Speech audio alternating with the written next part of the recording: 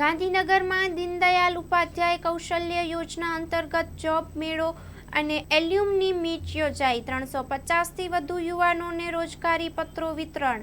Story report by Amit Patel સાથે cameraman Pradeep કડિયા, ગાંધીનગર।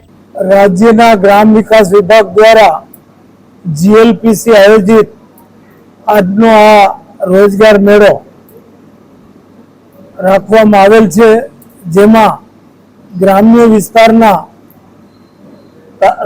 રોજગારલક્ષી તાલીમ પામેલા યુવાનોને જુદી જુદી કંપનીઓના માધ્યમથી રોજગાર આપવાનો આ કાર્યક્રમ છે।